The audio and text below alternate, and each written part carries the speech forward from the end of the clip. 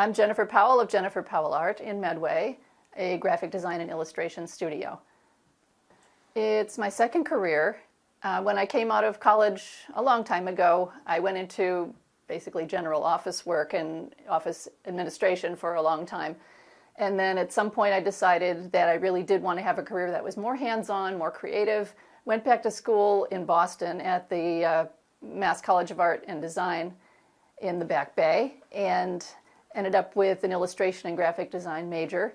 And within a few years of coming out of there, I ended up working at a small company, and where I was for a while until things changed at the company, and I ended up deciding I was going to go freelance. And so I've been doing that since approximately 2003, and sort of a little more intensively after 2009, I started to get more involved in networking, which my mentors told me was a really good thing to do.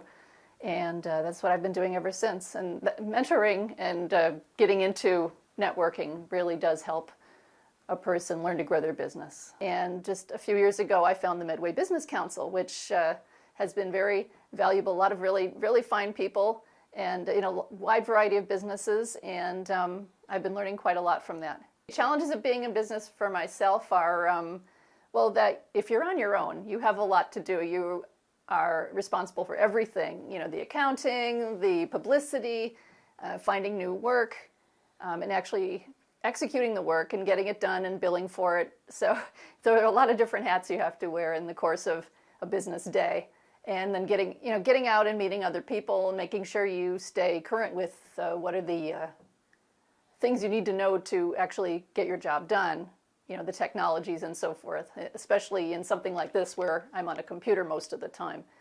And also I do have to get out, and I enjoy this part very much, and my husband helps me. He loves photography, and I love photography and fine arts, so we go to a lot of museums, we go to a lot of galleries and look at things, and it helps feed your mind so that when you're ready to, when you're working with a client and you're ready to start generating ideas, you have sort of a very broad base and a lot of ideas sort of in your data banks in your brain to bring ideas out when you're working with someone. It gives you more resources to work from mentally and in the imagination. Work I do has pretty wide variety. I work with any client from mom and pop business, individuals, sole proprietors who are just trying to start up something on their own, to slightly larger companies, maybe 30, 40 employees, and they have something going, but the thing they all have in common is that they don't have a graphic design person on staff. Or especially if they're on their own, they are busy, they have a lot of ideas, they have goals that they want to meet in terms of getting the word out and getting something graphical prepared for their business to represent them, but they can't do it themselves. For whatever reason, they're too busy, they don't have the right equipment or software, they don't have, they don't have an eye for an artistic look. So that's where I come into play. What someone might need to know in order to work with me is that it's okay to bring their own ideas.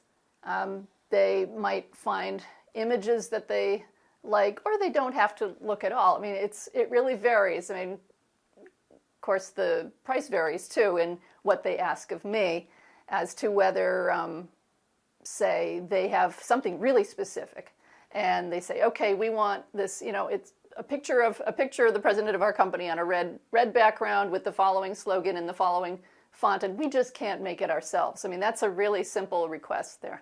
And then we go up to, okay, we need something where we need a flyer with the person responsible for this department on it, and we need it to have a bit of eye-popping color. We want it to have a nice, the headline should stand out so that people will look at it and want to read it, things like that. And so the more skill I bring to it, I mean, it really varies widely, and people and their needs vary widely too. In terms of the range of services that I offer, I mean, I have logo design, I have a lot of requests for brochures and mailers, things that can be put in the mail as a piece. I'll make them to the proper specifications. threefold brochures. I've done greeting cards for companies, sort of with either art that they want on them, or sometimes I will actually create the art that they might be interested in. For example, there was a print shop for which I was doing a bit of design work from time to time, and every year at the holiday season, they would get together somebody who could do a caricature of all the people who worked in the shop and put it on the cover of the card. And so for several years running, I did that with the shop, and got to represent the guys in the shop in various scenarios that are holiday oriented, such as one year we had them as reindeer, one year they were Christmas cookies, another year they were snowmen, and they all had sort of a print shop theme to them. So there's a variety there, and usually there are a lot of graphic designers who do not offer illustration services, but that's something I was trained in and something I enjoy doing. Okay, how has graphic design technology changed over the years? Well, when I was first in school, computers were brand new, and we were still making layouts by hand, where you would purchase the colors, colored backgrounds. You would order type, and so everything was laid out by hand. And within a very few years, suddenly you could set everything up on computer and send an electronic file to a print shop, and it was just so much easier. What do I enjoy about my work? Actually, there's a lot. There's a lot to love there. I'd say I'm a curious person, and I like doing research. So I end up getting jobs with all kinds of different companies, everything from plumbing to moving and storage, to acupuncturists, to people who work with the cinema and with the arts.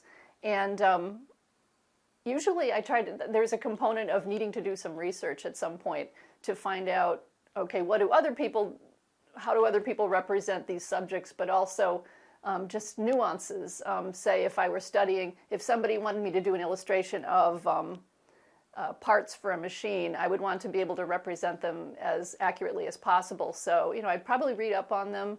I'd probably, ask for an actual part so I can study it in detail.